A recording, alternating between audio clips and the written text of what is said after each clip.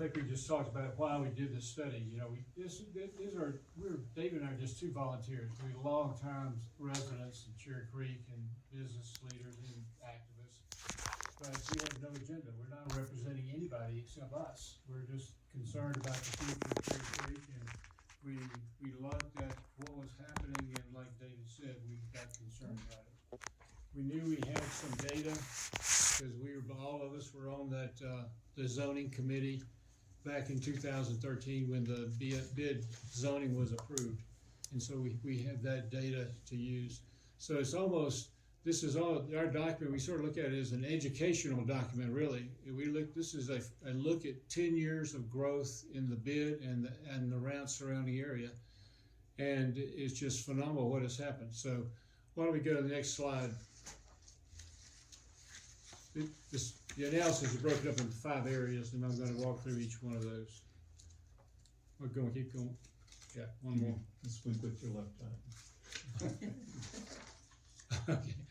This is an old map of 2013. You can see that the time that what's in red is those were the areas that were predicted to be developed, and you can see in black beside each of the items that are listed what happened, and all of them were being completed. Go to the next slide.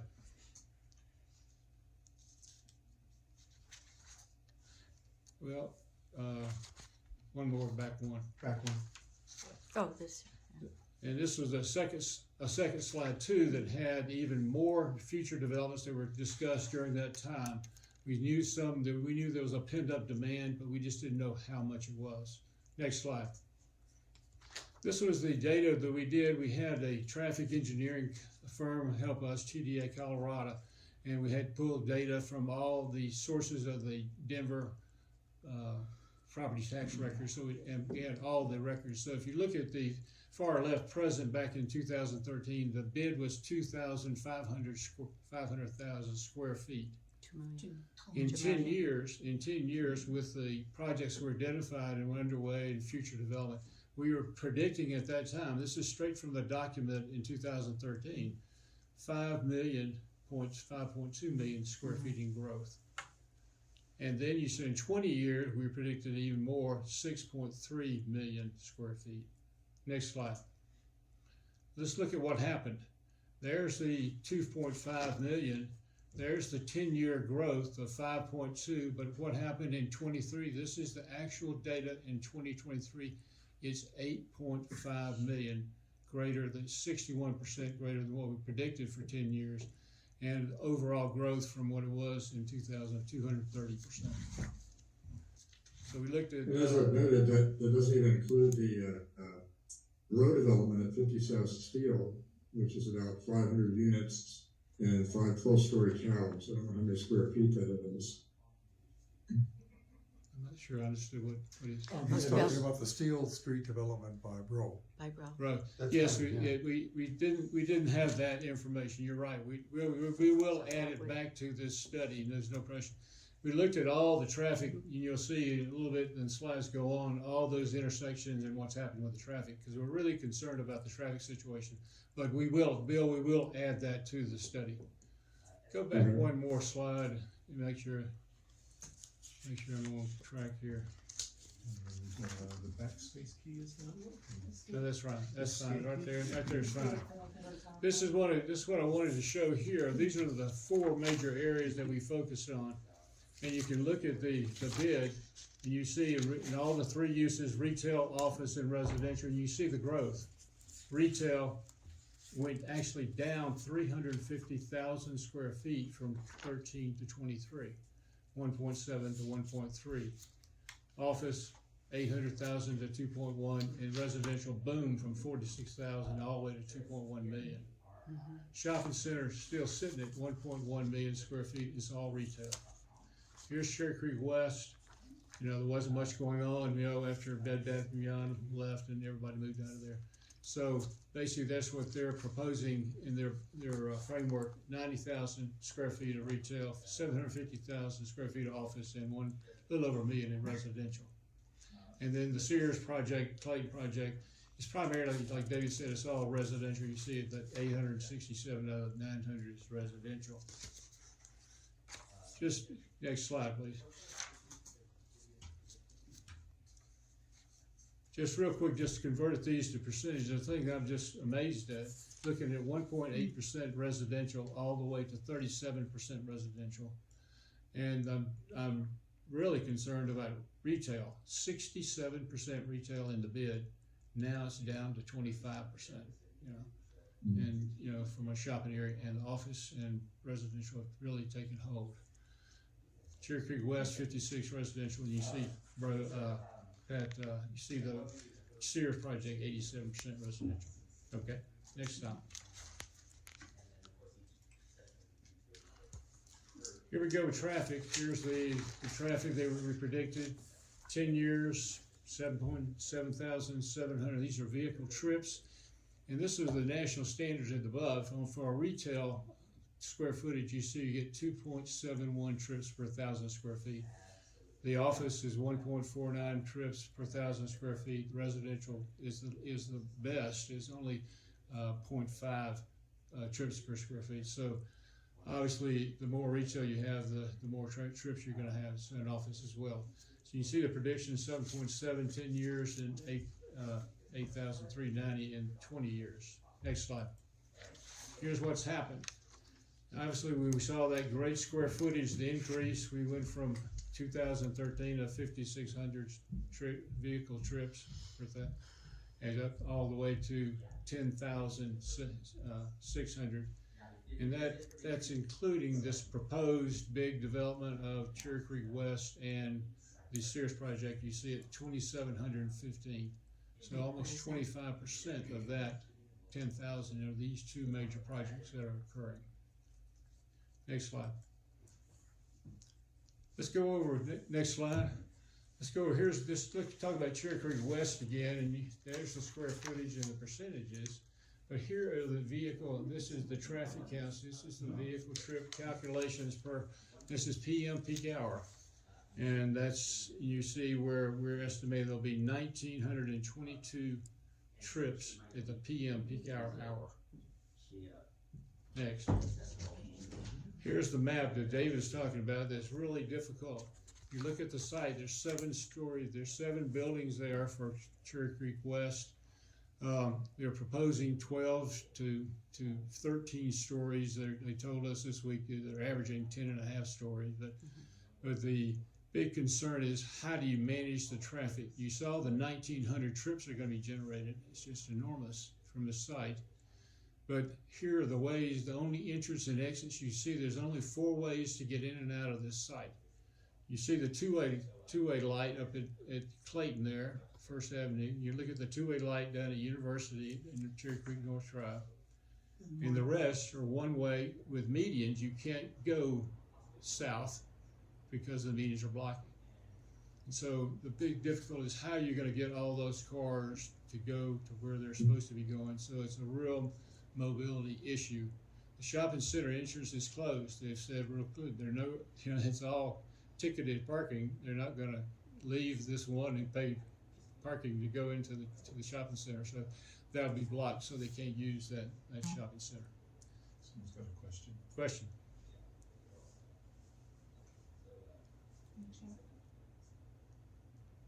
Next slide. Okay, next slide. Here are those trips again. Just want to show you that Cherry Creek West, they're proposing 1.9 million square feet. And like David said, it's twice the size of the Cherry Creek Shopping Center at 1.1. It's very interesting that the decks of the shopping center, they have 5,700 parking spaces. And if you look at their square footage and calculate the trips, they only generate about 2,500 trips. And they got a lot more parking in those decks than they need. But this is showing that we're predicting 1,944 parking spaces to manage the traffic going in for that lot. I'm curious about all the office space investments making. Is that a lucrative thing still? It seems like there's not as much going on in the office development. Well, it's really happened in the bid. We have David, how many buildings are office buildings that have gone up now? 4 or 5? I think 6. 6. And what's amazing, They're all spoken for the most part. yeah, and they're all pre-leased. Everybody's coming from downtown out here. That's the open question. Amazing. You know, do you have any office space left? No, we really don't. Why you living, we're getting out of downtown one way or the Yeah. other. You know, so, it's not a healthy environment down there. Next slide. This is a picture of the Sears Clayton project, you know, and you know, sort of like East Cherry Creek West, the property there, this property, we've all wanted to see development in both these sites. We're not anti-development, but this site, you know, we've talked for years, and we thought the Whole Foods was going to be redeveloped, and this whole site was going to be redeveloped, and that all fell through. When Amazon bought Whole Foods, they said, no, we're just going to keep everything we want, and it's one of the highest revenue producing Whole Foods for them. So this is what the site's that's the site that they're working with now. There's a big parking deck, the old Sears property, there's some retail, and there's some residential on the corner up there, and it'll stay. Next slide. This is what it's gonna look like from the outside. You can see on the far right side, you see Clayton, the street going up Clayton. That'll be a bicycle, and they got a traffic light for pedestrians there. Going toward the middle there, they're developing another little street there. That's a walkway street with retail, walk through retail. It's a beautiful little section in there. And the building to the right of that is the 4 stories, the retail operation that they're planning on having there. And the rest of that site all the way over is the residential. And the big controversial thing is there's a parking entrance there, right there, but they're also proposing a walkway coming across First Avenue with no traffic light. And we were sort of saying, well, we hope they sell insurance policies, well, you know, to everybody as they cross. But that's everybody's against that situation. They've got a red light. You got the red light, you got the entrance to Whole Food, you got the entrance to this parking garage, you got this other brand new one, and then you got Clayton Lane with the pedestrians. So part of our proposal is to study this and make sense of it. So, next slide.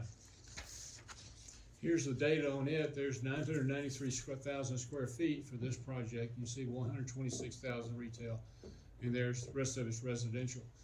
Like Cherry Creek West, this project has to have affordable housing to get the square footage. It's one of the requirements for the city. So it's for every 10 units, you have to have one affordable unit. And so that's what it ends up with square foot for that.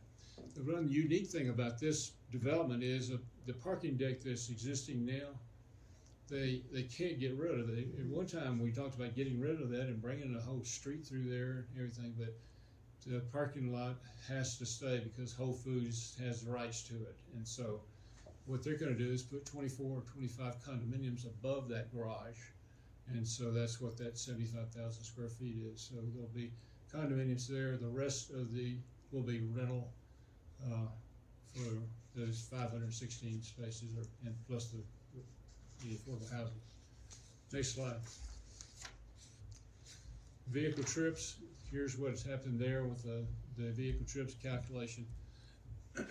Again, a little bit better situation because of the enormous residential. You see that 0.52 trips per 1,000 square feet. You know, it brings the traffic down quite a bit. Now the big concern we have there is where's that traffic going? And the interest, I think it's going to go out to Second Avenue. And Second Avenue, if you're as busy as like now, is becoming to Third Avenue. So the big concern will be for the bid rather than First Avenue, because First Avenue is jammed right now. We're going to go into that in a minute. So next slide, please. Well, we'll go into First Avenue. So looking at here's just a summary of the square footage growth in the bid was 230%, over 10 years. Vehicle trips 87% in 10 years. And you can see these are the vehicle trips. The 2715 is about 25% of the 10,600. So it's going to add quite a bit of traffic just to that whole First Avenue situation. Next slide. And this is a picture of Cherry Creek, and those numbers are the numbers of the traffic counts from CDOT. And they're in the Cherry Creek, Denver Moves Cherry Creek document. They're all there. And so we just pulled all the data out. but you can see that corridor, you know, everything, that corridor coming, 1-2 is going down First Avenue, all the way to Steele, and then it comes over to Alameda, and then out Leachdale, out to Aurora, and so we took the traffic counts. The next slide. And these are all those intersections for those numbers.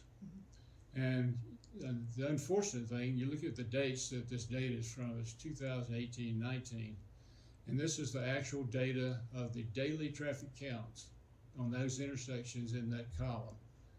And we had we looked at this in research, and we've got to get a traffic engineer study that showed that what is considered is 36,000 visits, traffic count for an intersection is the maximum capacity of the intersection.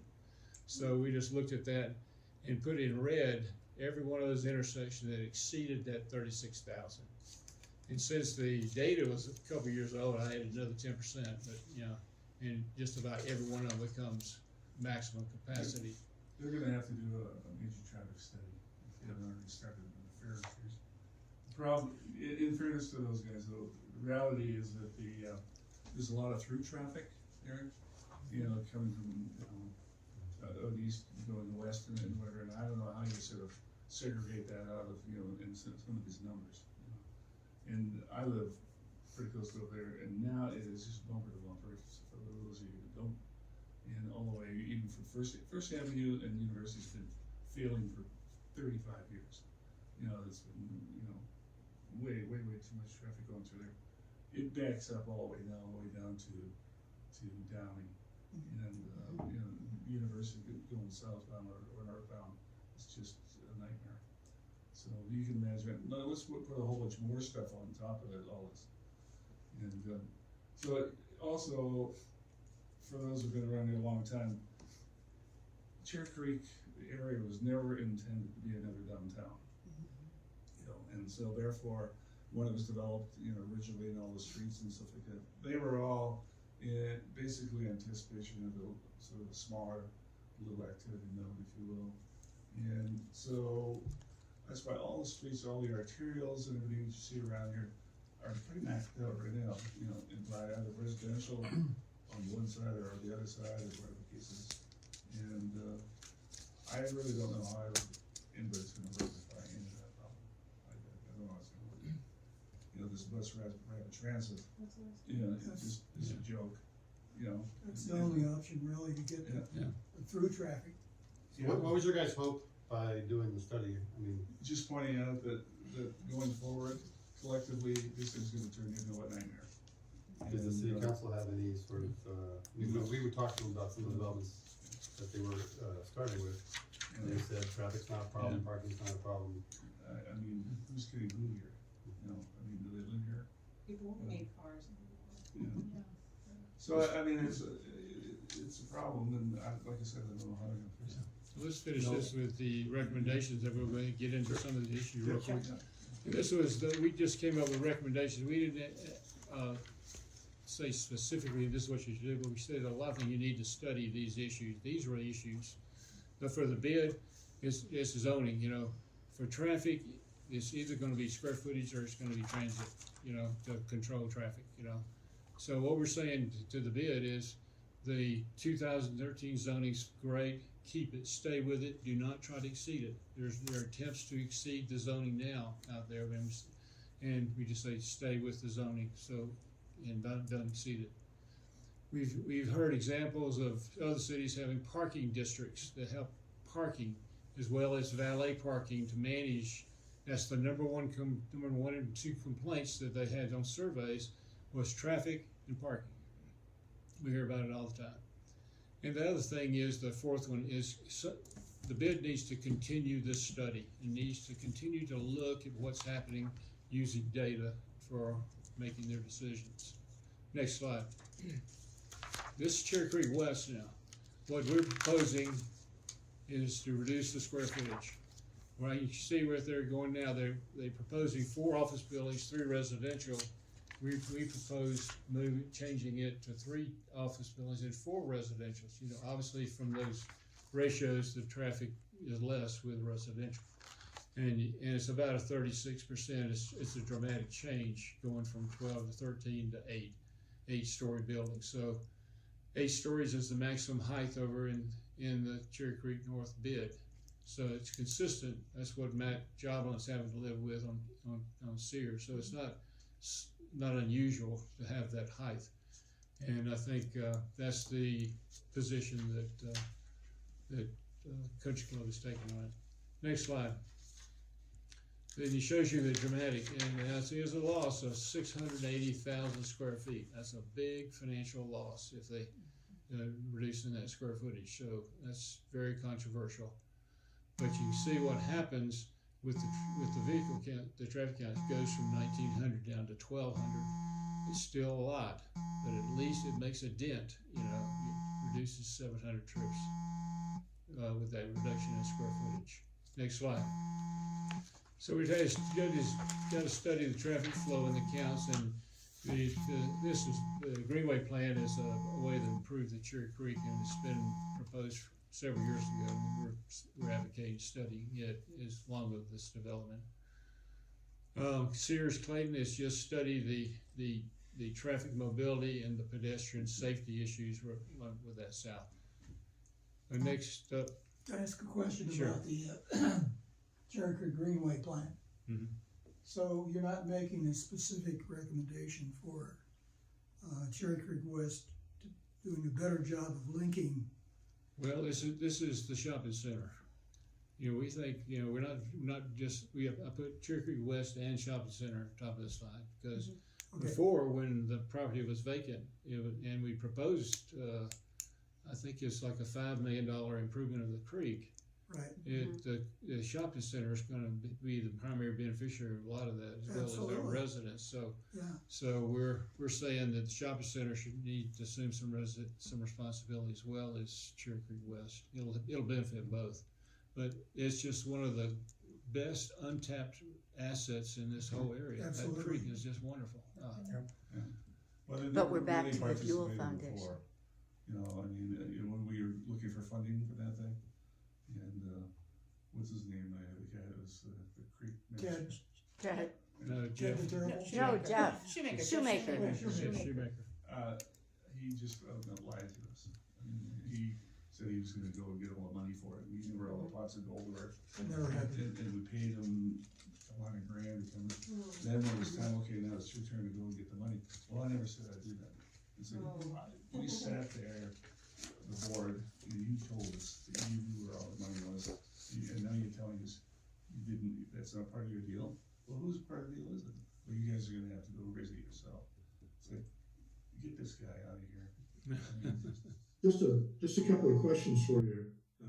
You know, given the current council and mayor, you know, you may run across sympathies, but you know, one is, aren't they expecting, you know, what a response that they would have is okay, so we'll put a BRT down Alameda, across First, and then up to downtown, and that will take your estimated traffic counts down significantly, because people will be taking the bus. I'm just saying that we need to have an answer to these questions or issues.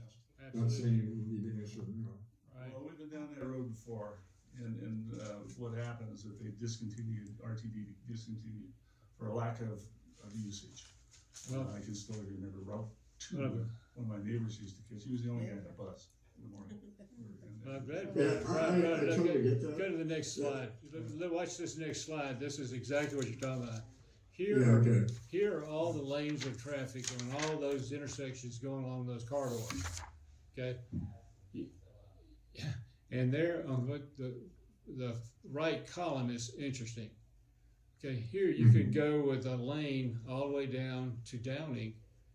If you're using the landscaping between the lanes, you know, to increase the lanes to make up or do something for bikes or for additional traffic. But when you get to Downing, you got the creek. You're not gonna you're not gonna put a lot of traffic through that creek. So it's just a very difficult. I'm not sure they have studied all of this, and this is the corridor going all the way up to Quebec. Now is Aurora gonna participate? You know, this, all this David said, it's 50% of this traffic is through traffic. Is Aurora gonna participate? Is Glendale gonna participate? None of the, a lot of questions. And the estimate on that corridor back in 2019, which we have the study right here, is the least mobility going through there is $1 billion improvement. Now, where are the cities gonna get $1 billion to do this? We're not sure. And it goes all the way up to $3 billion for other estimates, so. I don't know if we looked at it before and stuff like that, but this is heresy, I'm sure, on this table. You take, Next question I'd like to ask, just to throw this out as well, maybe you've got an answer a little bit further down here, but is that in order to reduce the heights of the buildings in Cherry Creek West, they're going to lose some, I'm gonna just state this, maybe it's not true, but they're likely to lose some affordable housing. Okay, and so we'll naturally be thinking, how do we make that affordable housing up? Where does that come from? Because the number one crisis for the city, of course, is affordable housing, and so you've got to argue against that to some extent, or point out what's the solution for the lost estimated improvement in affordable housing. Well, Not that I believe that any of this housing is going to be affordable, but it's a relative term. But we've run that back and we've heard that question, and we say, well, let's see, you got, if you do 3 office and 4 residential, well, why don't you just do 2 office and 5 residential, and you'll pick up all the affordable housing units that you need, and again, it's just this whole project of 1.9 million square feet being twice the shopping center is just enormous. It has such an impact. And I don't know what they're gonna do about the traffic on this First Avenue. It's unbelievable. Last slide, we got one more.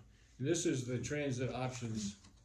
They talk about bus rapid transit, a lot of cities have done bus rapid transit, but they have enough lanes to work with, Streetcar, you see some cities, if it's close into the downtown, streetcars used and bus rapid transit used for further out.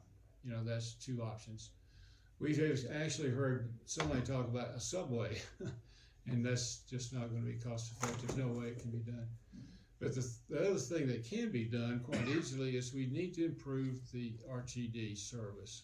That cutback systems, we could make it, improve it to make it attractive and more stops in it to try to get some of that people out of the cars onto those buses and make it something that's really desirable, at least from Cherry Creek to downtown, at least, that. But, and so, that's just something we threw out there for the city. We're meeting with the city Wednesday, the city planners, giving our presentation to them. So we're meeting with Amanda Sawyer the week after that too. So we're just making the rounds, all of it. We're meeting with the Country Club Board in 2 weeks. One other thing I'd like to raise is sort of a broader policy thing, the zoning thing as well. It seems right now that the city's focus, this goes a little bit beyond the scope of this presentation, but the city's focus is to put all of the density, increased density in a few areas of the city. Most notably, it focuses on Cherry Creek. And I remember picking this up when the consultants first came out, under our prior mayor, talking about the city plan for the future. And the question I was asking myself, in Minneapolis and some cities in California, what they've done is ban single-family housing and ensure that people can build duplexes, triplexes, and fourplexes in areas that are now classified as single-family housing, which would take some of the pressure off for just developing density in a few small areas and spread the burden of density across the city. And of course, that's a very difficult thing to accomplish because you have voter pushback in single-family housing neighborhoods. But other cities are doing it, okay? And then that takes some of the pressure off, so you're not gonna be able to get all the affordable housing in a small area of downtown. If you want more affordable housing, you're gonna have to think past downtown. That's how other cities are doing it. So if that issue comes up, you might take the chance to raise that. I don't know. Yeah, I've been interested too in reading this week about this whole thing about modular housing that they're proposing. I think the state's proposing that, and a lot of it's for Denver. It's much more. It's less expensive than obviously a single family home construction, and they can put them in and quite easily.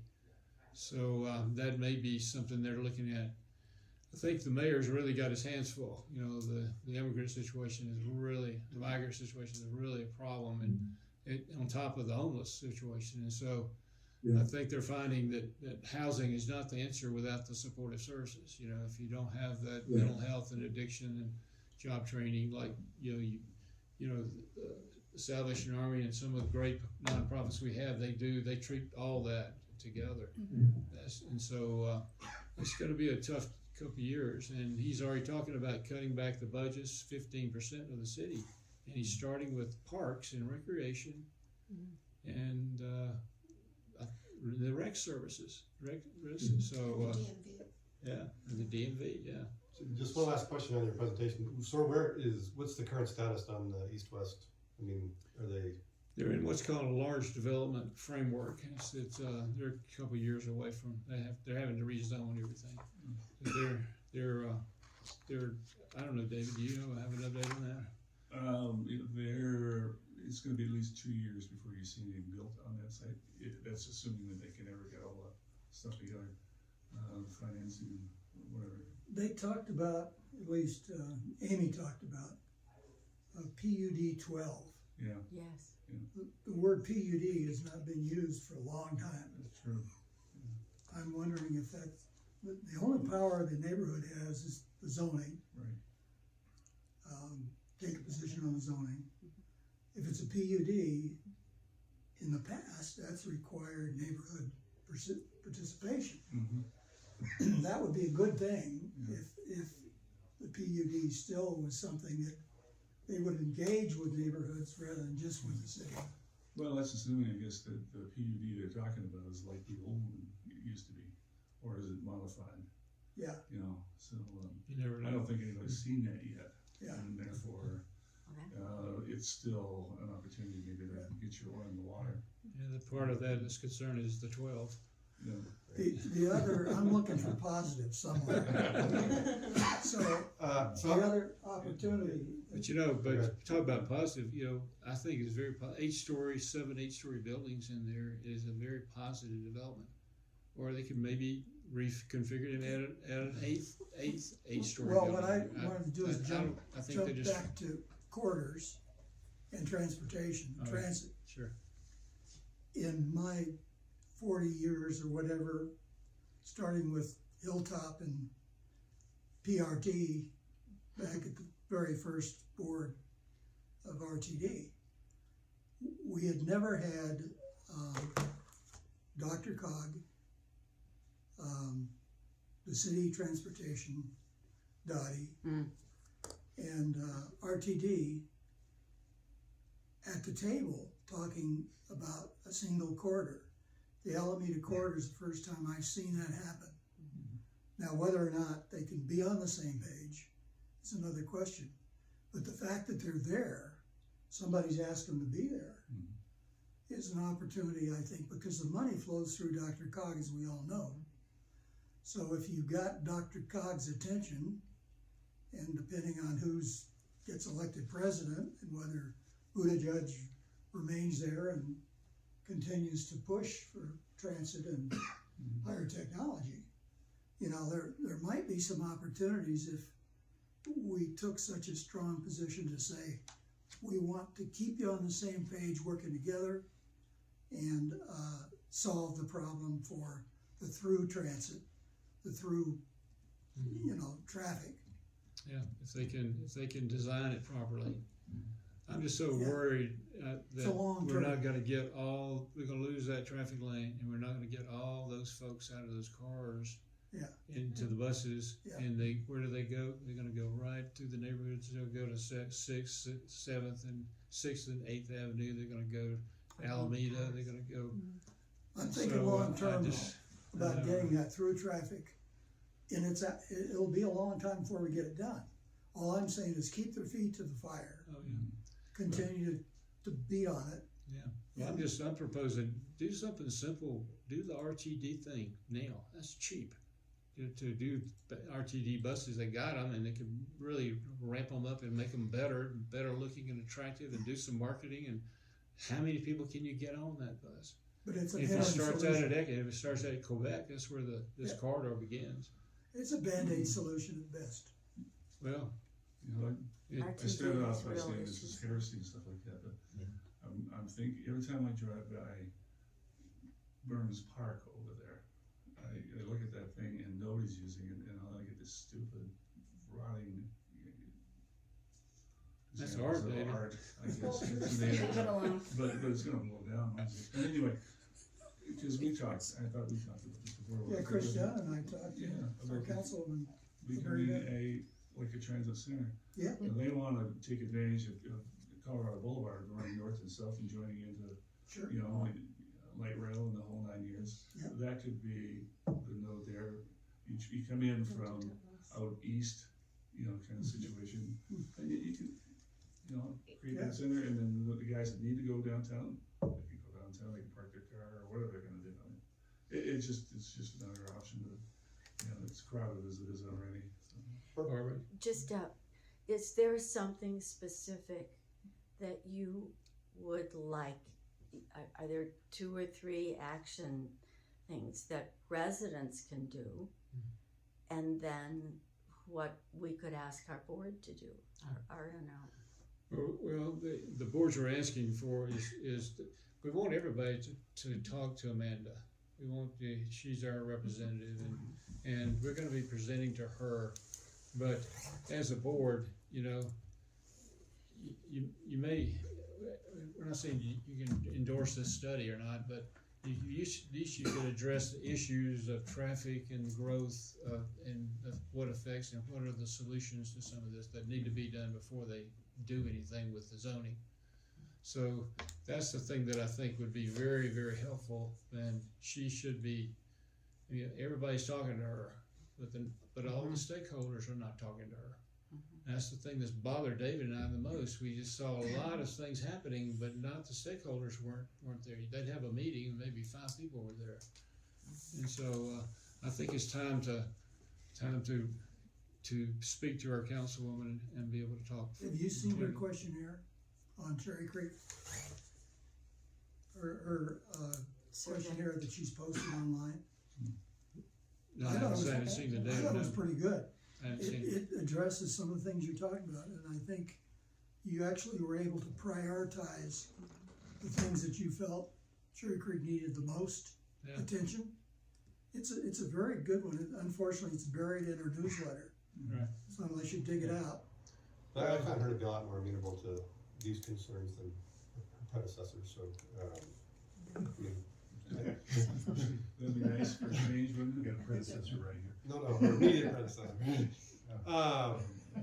But, I mean, I think she'll listen. I don't know how much she can influence it, but I think she'll listen to it, so. Well, she should be responsible for helping us with it.